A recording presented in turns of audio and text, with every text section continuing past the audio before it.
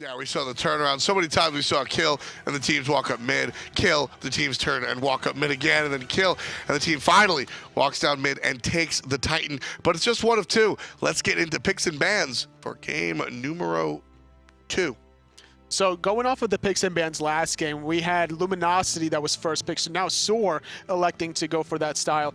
We'll see what they elect to prioritize as opposed to Luminosity that did Raijin first pick. You know, I'm curious if SoaR will first pick the Thor.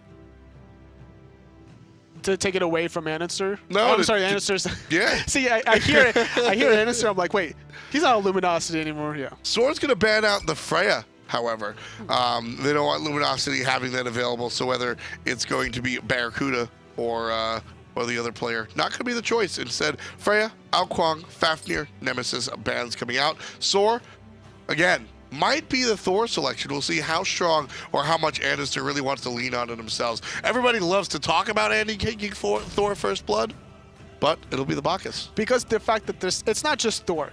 There's Susano available as well. Now, without Wukong or Nemesis, those two junglers are prime real estate for both teams. Sure. But the fact that SoaR can leave both of them open and go for the Bacchus, which is a very great initiator. Jigz made it work out so well in the last game, paired up with Arlong Shen because you got the root into the knockup to get the guaranteed excellent knockup as well. Yeah, no, I think Jigz low-key MVP of that game. Almost every single team fight that goes in SoaR's direction is off of belly flops, finding not 2, but 3, 4 separate targets coming out of Jigz. I mean, you don't, you accidentally get 4 players in a belly flop once or twice, right? You don't see routine triple belly flops. Sure, Luminosity could have spread out a little bit more, but Jigz was just on the money. And when you're that hot, you reward the hot hand and you just let him take Bacchus again. And just has so much damage no matter what build you do, whether or not it's the Mad Guy's Blessing or the Traveler's Shoes. You're going to be very mobile.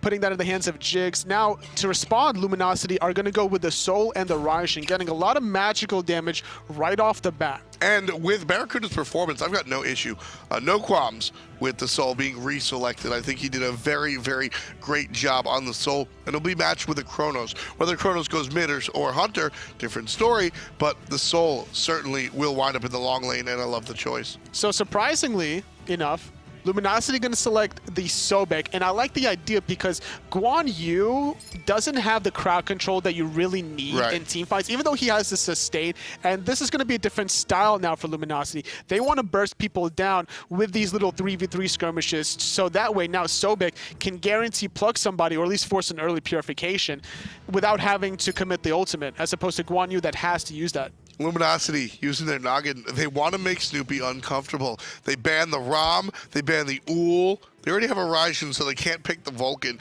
But these are the two characters that Snoopy has looked fantastic on, and when asked to go into different choices, he's kind of faltered. So I like the ban selection coming out from Luminosity. Well, the issue is that there's Chronos, which is basically a Hunter, so you could run Chronos middle. No, so definitely. I feel like those two bans were very, like you mentioned, targeted for Snoopy, but I wouldn't go that option considering that SoaR already have Chronos. If SoaR pick a Hunter here, or a non-Snoopy, Vulcan. Okay, there's the Vulcan. So Vulcan will be mid lane on Snoopy. Chronos will go to the hands of Metyankey this time around. Ratatoskr finds himself in the jungle. Ratatoskr is a character that, up and down, Snoopy. Up and down, totally. What is Ratatoskr really bringing to Luminosity's team composition? A little bit of the global pressure for the side lanes. Now, between Sobek and SoaR, they should be able to bully out the Chronos Bacchus early on in the laning phase, with the exception of maybe Jigz picking up the meditation so they can battle it back. But either way, that's an option that Luminosity has, as well as looking for the aggressive jungle plays with the Sobek, plucking anybody in, even if it's going to be the Bacchus support. If he belly flops in, it's going to be Luminosity trying to take advantage of it. So Mask on this Ratatoskr, certainly going to be the aggressor here, trying to find all of the ganks that he possibly can. As we take a look at SoaR, Snoopy will play his Vulcan, a character that he played even before he made the transition to the mid lane. This is a character that goes hand in hand with Snoopy. Very strong player on the Vulcan. Baskin will place aggressive wards and just go on him back. Scary D's going to poke him. I love I love the brain fights between solo laners, Toli. I really and truly do. Just no respect. No respect. I think it's, in fact, you know, you're the solo laner. You tell me. I think it's ultimate respect knowing that you can go ahead and provide the poke. It's poke. I mean, you're going to poke me back. Just ultimate respect for each other. Not really having any multi-potions now. ScaryD having the advantage in the solo lane, preventing Baskin from going back into the base to pick up those multi-pots. So the sustain is going to go into ScaryD's favor. For the moment, we'll see how that turns around.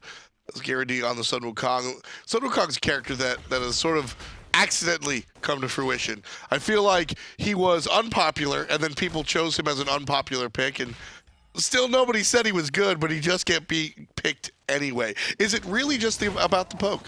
It really is, because it's such a short cooldown for 10 seconds for Cudgel, 10 seconds for Master's Will. You're trying to poke the enemy god in between the waves, and it's also a very safe poke. You have a lot of escape options with the Ox, the bird form, as well as your ultimates to give you sustain. So pretty like next to Vamana, he's the second, well, also tier.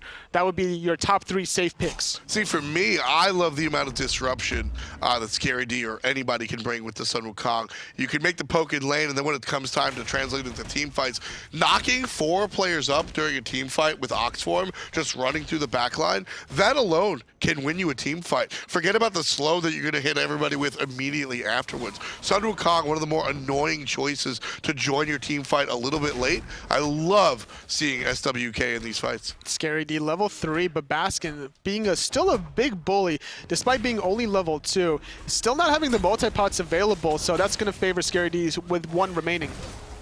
Very aggressive plays coming out from Luminosity in the enemy jungle. A little bit of a knock-up from Snoopy, but sort of don't want to commit to it. They realize that this Ratatoskr Raijin combination, too much for the mid lane jungle to really handle. Andy and Snoopy just not well equipped enough to deal with that.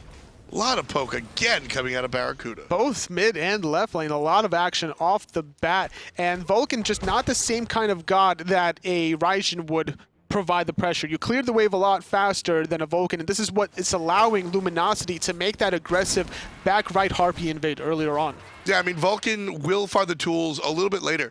Vulcan is spread out in that all of his abilities will deal a decent chunk of your life pool, so it takes a while for them to step up as far as leveling them. Raijin, on the other hand, I mean, he just has to hit you with a couple abilities and you hurt. And I love the displacement strategy coming out of SoaR. They have the pull from Susano, the double knockups between the Bacchus and the Vulcan. And what they're trying to do is to get to the mid to late game teamfights to allow Metyankey to come online and just do a lot of damage. Right, like you said, SoaR looking to pull somebody in with andinster and then make sure they don't escape with knockups, with slows from Baskin. That's really the goal. SoaR have I wouldn't call it a pick composition, but they're certainly looking for players straggled out. Snoopy very low, forced to back now. It looks like Luminosity, they're still on the aggressive, forcing out the purification from Metyankey, bullying them under the tower. And now ScaryD, he's going to back to base, get off his warrior tabbies to try to contest the warriors out of Baskin. And Luminosity now, they've got about a 600-700 gold lead, which I'm not bringing up to say that they actually have a lead, but to illustrate what that bullying does in the mid lane. One, you're denying a little bit of gold to the opponent, but more importantly, you're able to pick up the extraneous gold, whether it's back harpies, whether it's splitting and sharing another wave. That's very, very important. So Luminosity have given themselves, when you find the first blood, you earn a lead, right? When you find a gold tier, you earn a lead. Luminosity are earning their lead through non-engagements, which is so valuable because that gold can't be answered back. And that little bit of gold is what's going to allow them to get more wards than SoaR, to look for more plays, look for somebody that's potentially out of position. And look at the aggressive play from SoaR, stealing the blue. And that's very important. Unfortunately, the first blood a little bit more important. Mass taking out Andy. He's going to get punished for his transgressions. And ultimate or not, I think we're going to see a dead Baskin as well. So many players and decoys here lined up. Not going to find the damage with the Sobek ult.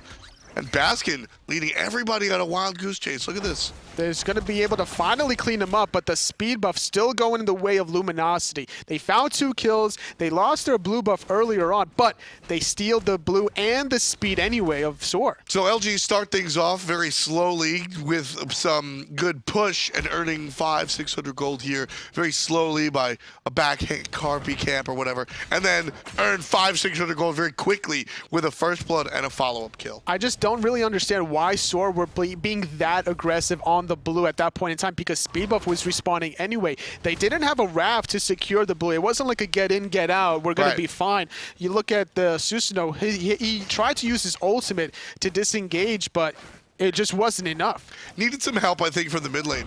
Snoopy on the Vulcan, one of the benefits of having Vulcan available on your team is that a rotation from the mid lane doesn't require a full rotation. It's about half. You show up halfway through the jungle and you launch the ultimate, and that alone can sort of dissuade or end a team fight if you hit players. But we didn't even see that from Snoopy because Luminosity had pushed him out of wave. He was just now coming back to lane, so didn't have the luxury to really make that rotation. What I think it was Snoopy and andinster, they pushed up the mid wave right away, so andinster goes into the right side jungle. Baskin was able to out-bully SoaR a little bit so that he had the pressure, so they figured, oh, let's see what happens from this blue buff steal. Like, if it goes bad, like, it's not the end of the world because it's still relatively early in the game, and knowing these two teams, we saw the last game, you know, 45 minutes into the game it took before finally, it took a deicide in 45 minutes to end the game. So that little play right there is still not the end of the world for SoaR. And I mean, it didn't even take, an important point to illustrate is that it took a deicide at the end of the game after 45 minutes, not just to win the game, but to find a real lead. The game was tied. We saw a couple of temporary leads here and there. This time, 6 minutes in, LG leading by 2K very early on. But it depends on what they do with that 2,000 gold lead. Whether or not they're the ones that are going to invade, maybe force a Gold Fury fight. They have to do something with the lead. They can't let it stay 2,000 for the remainder of this game because SoaR, they can easily bring it back. Right, and I think we saw Luminosity struggle with that in game number 1, where they had a lead and they needed to start a team fight, but just opted not to. So Luminosity now with a little bit of a lead, but like Anatoly said, searching for something to do with that lead. You can have all the gold, you can have all the gold in the world, but if you're not going to utilize it, oh well. Well, they're looking to play aggressive on the red buff. Jigz not in position to find the belly flop, and the beautiful disengage by Luminosity. They enter the same exact way together, and they leave together the same way. Nobody's isolated going middle and dual lane at the same time. And that's important. If one player gets caught out, all of them get caught out, and they're able to respond as a unit, as opposed to, well, like I said, SoaR doesn't have a pick composition, but if you're a straggler and if you're isolated, SoaR is going to make sure that you are absolutely dead. Whether it's Susano in the pulls, the knockups, the stuns, the slows, a lot of options for SoaR to make sure that you can't escape. And now Mask has the red buff, BaRRaCCuDDa has a red buff. This is where Luminosity want to force an engagement. However, they do go for the left side mid. Harpies rights are about to respawn. Speed buff being started by SoaR, and I think Luminosity knows, so they're going to force this Gold Fury. Yeah, already taken out. Gold Fury goes the way of Luminosity. Nothing SoaR could do about it. Everybody popped the ultimates. The Gold Fury goes down to a 3,000 gold lead for LG. That's how you have to sneak Gold Furies. You know, you're not afraid to use your ultimates. Right off the bat, we saw BaRRaCCuDDa and JeffHindla instantly using their ultimates right off the bat. No hesitation. Luminosity extending their lead to about 3,000. And it's a cumbersome one if you're a SoaR fan, because that 3,000 comes very early on in the game. And while we always make the statement that these are late game players or gods, especially with the Chronos and the Vulcan in mind, the problem is that 3,000 early on is troublesome. It just becomes a staircase that gets steeper and steeper to climb. SoaRD already a level ahead of Baskin. He should be able to finish off the Breastplate of Valor beforehand, having about a 500 gold lead, so he could continue on the pressure as a result of that 3,000 gold lead. Snoopy trying some pressure of his own, just clearing up a little bit of the wave, and you know, all eyes on the mid laner, all eyes on BaRRaCCuDDa as he gets aggressed on. A lot of damage coming the way of the soul. There's two players here. Knockup should be in trouble, and that's going to be BaRRaCCuDDa's death for here. His first death of the game. Jigz shows up, and there it is. 1, going the way of SoaR. Finally, he was too aggressive on the backhand side, finally being punished. And now the rest of Luminosity, they tried to find Look at the Vulcan ult over the top, won't find a kill, but Baskin capitalizes off of it and gets 2 of his own off of the help from Snoopy. 5 players in SoaR jerseys march right to mid lane, and they're looking for a tower. Just too aggressive was BaRRaCCuDDa, and as a result, Luminosity tried to save him or find a return kill, and everyone else was out of position. Now ScaryD, he's going to be able to barely escape with his ultimate. Again, Jigz with the good knockups. Finds it right there, too, sends ScaryD packing. JeffHindla still here defending, and SoaR, well, they win another team fight, but again, have trouble finding stuff that they can actually do with it. And it's surprising to see, out of all players that were to play aggressive in that spot, for it to be BaRRaCCuDDa. He's usually the one that's very cerebral about every little farming maneuver that he does. He's usually very passive in terms of clearing a wave, our board's up. He has like a check mark, right? He pushes the wave, our board's up, yes, I go for it. No, our back harpy's up, yes, I go for it. No, I go to jungle and I wait for something to come up. Very farm-oriented for BaRRaCCuDDa. Yes. Wanting to find all the easy ways to get himself ahead. And that's what we saw again, going back to the Warlock Sash of last game. That's why that was so successful, because BaRRaCCuDDa always looking for that that passivity, that sit in lane, farm up, get a bunch of stacks, and then finally come to play. ScaryD trying to proxy, but he doesn't have his ultimate, recognizing this SoaR, trying to force the hand, using the Typhoon, and I think, unfortunately, a fatty finger on the Purification for andinster. Either way, Andy winds up with the kill. Good looks for him, as you can see him and his squad now up 4 kills to 2. A little bit of gold separating the teams, however, not in SoaR's favor. About 1,500 on the side of Luminosity. They cut the lead by about 13 to 1,500 off of the play onto BaRRaCCuDDa and to ScaryD now as a result. And like we mentioned before, if you give up any small margin of positioning to SoaR, they're going to capitalize off of it. Oh, yeah. And this is a tried and true team. Jigz, Metyankey, Baskin, this core very strong, and see Jigz is starting a fight again. And here's a response from Snoopy and the rest of the scheme. XenoTronics piles damage into Jigz, just not going to be enough. Just great mechanics from Jigz. Hearing the fact that Mask was in the air, uses his burp because it's knock-up immune, doesn't get knocked up, avoids the pluck from JeffHindla by belly flopping over the top. Just overall great mechanics. And that's what you expect out of SoaR. When it comes to some of the other teams, I think you see some good teamwork, and I'm not taking a shot at SoaR's teamwork, but their individual mechanics certainly skyrocket, I think, above not just the rest of the league, but also their own strategy. At the end of the day, SoaR will win team fights just because they're better than their opponents. And it seems that SoaR are the ones with a game plan. Even though they had that one game plan to invade blue that didn't work out for them, and that was the only kills for Luminosity, they were able to respond very quickly with more kills and finding a way back into the game. Now, Luminosity, they haven't been really clear with the game plan, with the exception of that one Gold Fury and the red buff invade. Right. Luminosity now, I don't want to say they seem lost, but they've had this 2,000 gold lead and kind of unsure, I think is really where I want to go.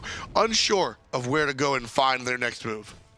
It's still very early. Gold Fury is about to respawn at this point in time, and Jigz, he could potentially look for an engagement. The pull not being used, andinster electing to go for some damage. Yeah, SoaR tries to find an engagement both with the jungler and the support. Not going to be on the mark.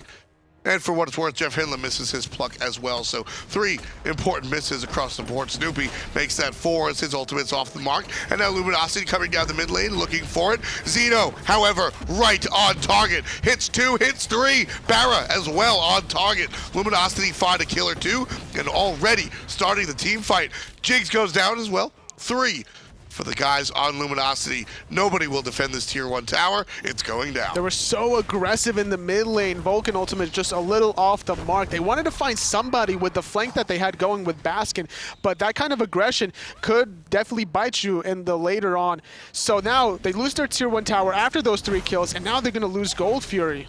And no response. They're getting the tier 1 tower on right, maybe. I mean, you can see Metyankey. What can Chronos really do to stop this one? Here it comes. He's going to get zoned out, stunned, Sanctuary activated. Could kill Mask. In fact, I think he will, but he gets knocked up. Well played. Mask actually gets the kill onto Metyankey. The turnaround play from the jungle on LG. Gold Fury still stands most importantly. So Metyankey dies, but he gets what he came for. Definitely worth it to sacrifice your life this early on. Be resetting the Gold Fury, the respawn timers, recognizing that Baskin was coming up with teleport available. So had they stuck around, Mask was at red health. He would have died right off the bat, and there was a few with yellow. Still, can't help but stress how important that play by Metyankey was. Luminosity up 4,000 gold at this point. That Gold Fury going the way of LG for free winds up. I mean, that could be curtains, right? Very important. Huge damage from Xeno. Still, LG on the offensive. Whack goes Scary D on top of Snoopy. And the same for Jigz. XenoTronics again on the good side. 1, 1, and 7. Second strategy by Luminosity executed perfectly in these two little skirmishes where they focus out Snoopy. He's still really early in the game at level 12. Very easy to try to go all in. He doesn't have that return damage. A lot of aggression from Mask, even from XenoTronics, just to dive that kill. Metyankey a little bit too far that time around, so Luminosity now push their lead to 4,000 gold, or almost 5,000 gold. As the Gold Fury falls down, 15-minute mark on the clock. Luminosity doubling SoaR's 4 kills. Andinster was able to pick up the right tier 1 tower, and I wouldn't be surprised if that's something that he's going to do as the game progresses. If they're still a little bit more behind on the side of SoaR, they have to be looking for some kind of split push just to stay relevant in this game. Right, that split push, I mean, we've already seen it come out a little bit here and there, but at this point, you still need to find some of the close objectives. Plenty of towers on the table to go ahead and take. Right now, I think the teams can fight head-to-head, even with the 4,000 gold lead. I think SoaR can take the fights. It's a matter of how successful will they go. Well, they just can't dive that tier 1 mid tower the same way they did before. Was a little ambitious on their end. A little ambitious, that's totally being polite. Just a little ambitious? It was reckless. It was reckless. It was very reckless. It wasn't, it was just, I feel like that play works out 2 out of 7 times, which is fine.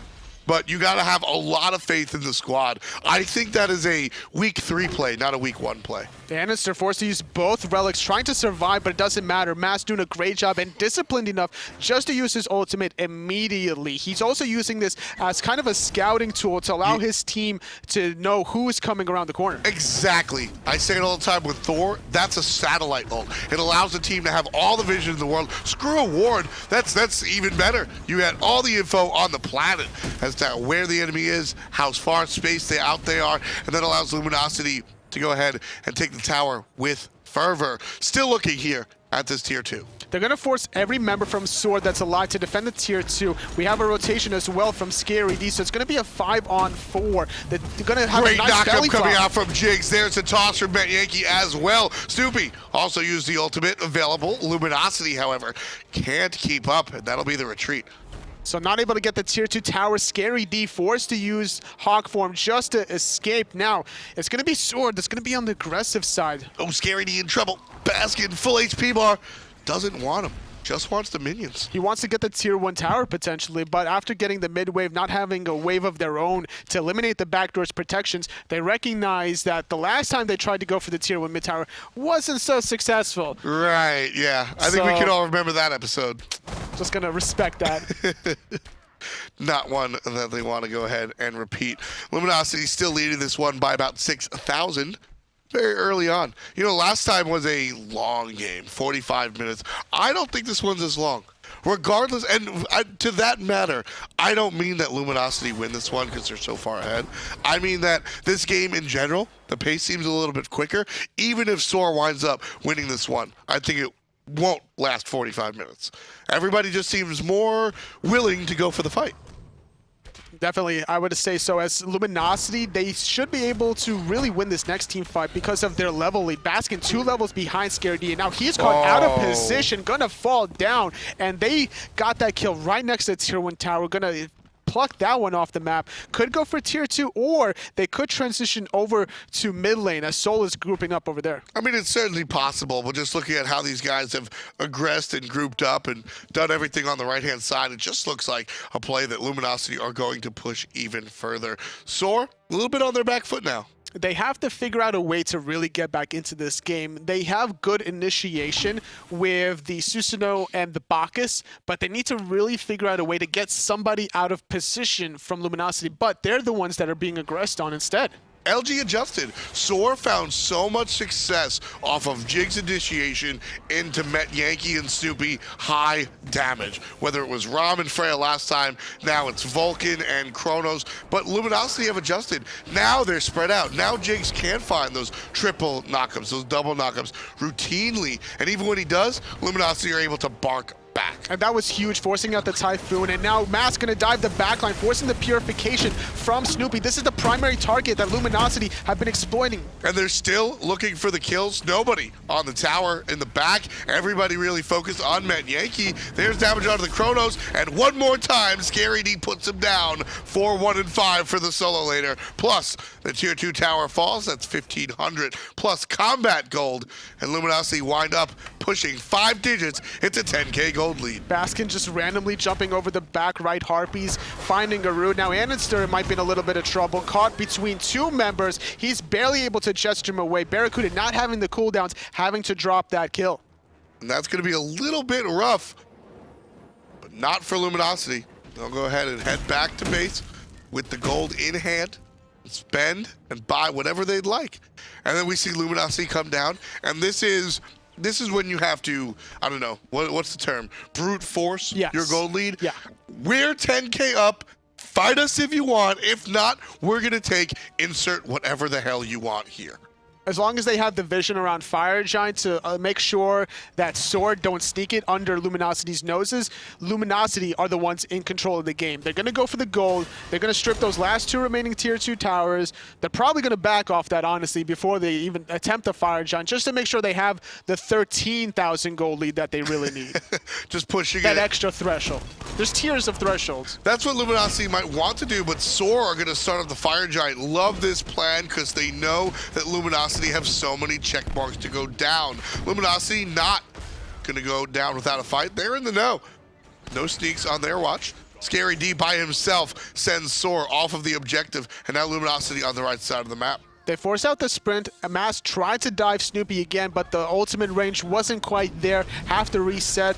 BaRRaCCuDDa very low compared to Baskin, and he's going to get plugged back in. And he's going to jump right on out, but there's a knockup from Andy. BaRRa in a ton of trouble. Active's already gone. Xeno has to use his ultimate to save the life of the Magical Hunter. Well done. Great teamwork from the mid laner on Luminosity. And Baskin getting plucked in without any cooldowns available. He should fall here, but andinster trying to catch Mask and BaRRaCCuDDa zoning out members. Same story with ScaryD though. ScaryD surrounded, like you said, slowing a couple of players, still looking for damage of his own. JeffHindla, fully healthy, fully mana bar, finds the pluck, but it's on a turret, going nowhere, but neither is Snoopy. ScaryD puts him in the ground for bad luck 13. Luminosity still pushing up. Everybody alive on LG. SoaR suffered 3 casualties in that fight. 1,500 in the pocket for Luminosity, and they're going to slink back into the jungle for the Gold Fury. Like I mentioned before, Luminosity, they want to get the guaranteed win. They don't want to have another 45-minute game. Oh, yeah. This is their time to close it out.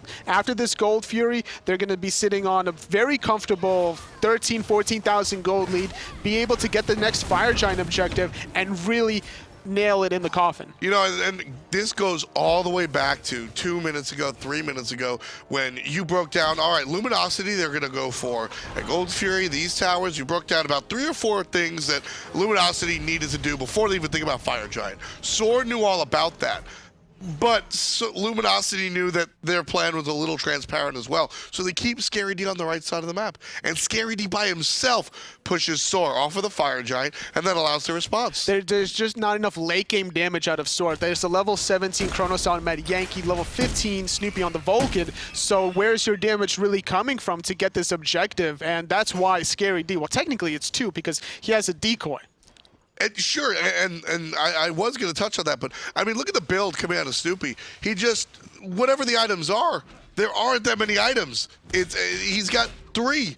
He's got the Doom Orb, which is incredibly cheap, the Thoth, and the Boots, and he's just not that powerful enough. No, not quite yet, especially the fact that the Doom Orb isn't fully stacked because he's always the target for Luminosity to great effect. And with this kind of a lead now, Luminosity, they're still like thinking about what they can do, but they're going to get caught out. BaRRaCCuDDa very low. And again, XenoTronics forced to use the ultimate to defend his own Hunter, but there's the jump on the backside. Baskin's able to take out BaRRaCCuDDa very early on. And Jigz, however, is going to sacrifice his own life, so a great trade of a support for the enemy late-game Hunter on Luminosity. SoaR has been on fire today, Anatoly, just really finding a lot of the assists, a lot of the disruption that we were talking about, but also using that cudgel to find the damage.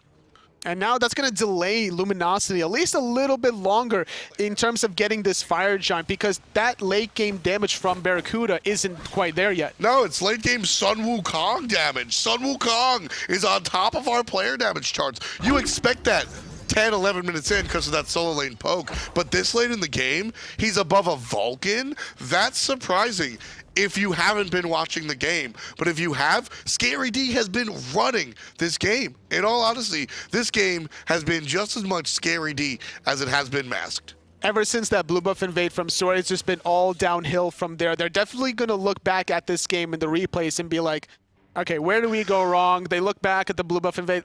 Probably shouldn't have done that. We didn't really have the vision to see where the rest of Luminosity were. It wasn't really worth the risk to go for it. Well, I like what SoaR, I do like what SoaR did with respects to BaRRaCCuDDa. They realized that BaRRaCCuDDa last game destroyed them. BaRRaCCuDDa just tore them up, right? So SoaR make the swap. Baskin again just out of position. He's going to get plucked back in, nowhere to go. Beautiful, that's going to be a quick and easy kill. Not even that many cooldowns used on the side of Luminosity. Just a beautiful pluck coming out from Jeff, dashing as he knew Baskin would land. Love that play. But going back to what I was saying, BaRRaCCuDDa is the target this game. BaRRaCCuDDa did a lot of work game number 1, SoaR adapt and adjust, but here, Xeno, instead, last game it was BaRRaCCuDDa and XenoTronics doing all the damage. This game, BaRRaCCuDDa is the target, so Xeno, as soon as Barra gets targeted, goes into the ultimate and uses fear, whatever he needs, to help protect Barra. The carries are SoaR and masked. I love to see the multi-layer team. And it's interesting because there's no Warlock Sash onto BaRRaCCuDDa. Snoopy, very low, having to run past its tier 1 tower. He's trying to delay his death as long as possible to try to defend this mid-Phoenix, but SoaR, he has teleport, so that's fine for him. Luminosity pick up the Fire Giant, then pick up Snoopy. They pick up a mid-Phoenix, and they're looking to pick up a little bit more, shifting over to the right-hand side lane. Phoenix being aggressed on, being attacked, and being brought down by the boys on Luminosity. Tail Whip knocks away 2. Still surrounding Metyankey. Very low. Finds the rewind, and he'll be safe. The Drums of War trying to zone as well. So far, so good for Luminosity. They don't lose anybody. They get 2 Phoenixes, but look at this. They're still respecting SoaR's potential to come back in. They don't want to overextend in the Titan. They have that 1 remaining tier 2 tower and Phoenix to go. And I like this play. I like to see this humility out of Luminosity. SoaR is a top-tier North American squad. They're an all-star team if you look at the names. Luminosity, I think, make that rush down if it's other teams. I think, and more importantly, Luminosity, a lot of these players are used to being a top-end team. And coming into this split, they're not. A lot of respect between both of these 2 teams. There were still 3 members from SoaR alive to defend that Titan.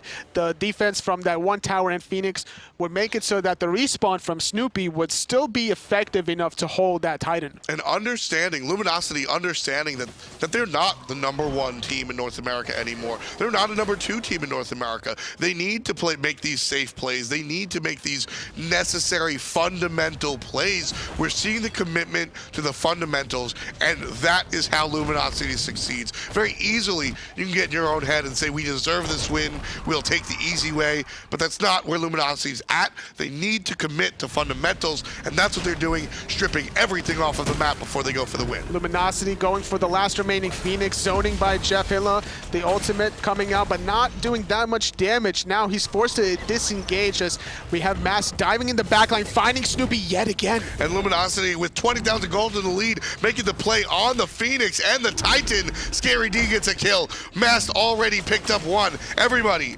sharing the wealth and sharing the damage.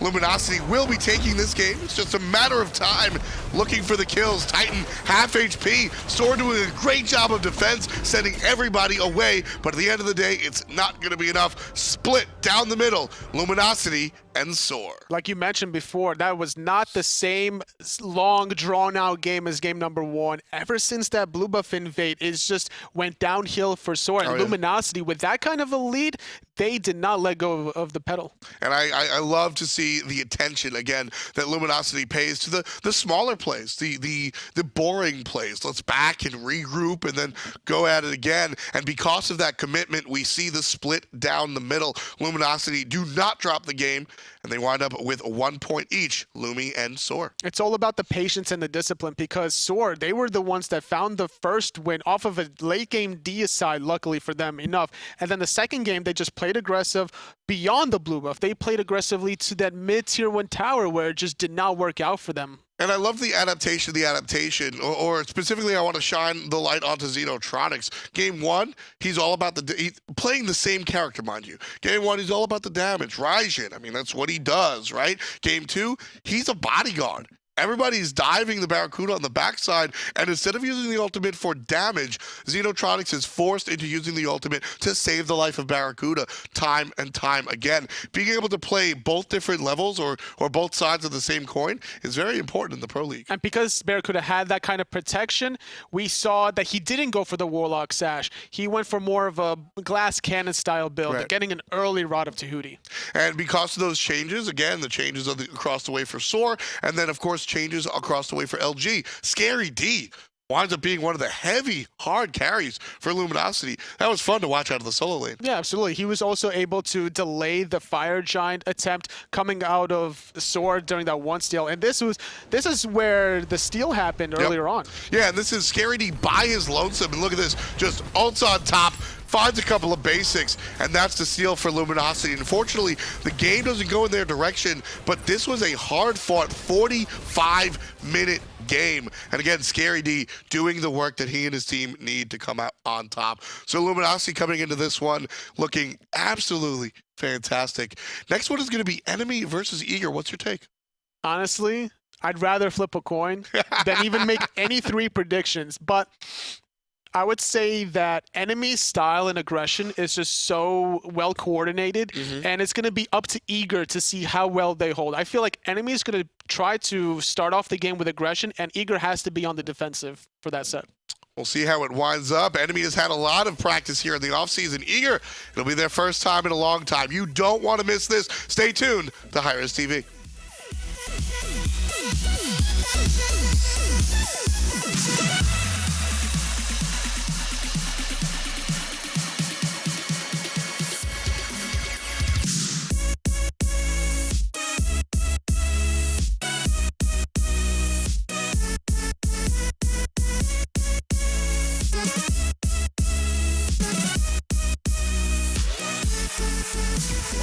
Right.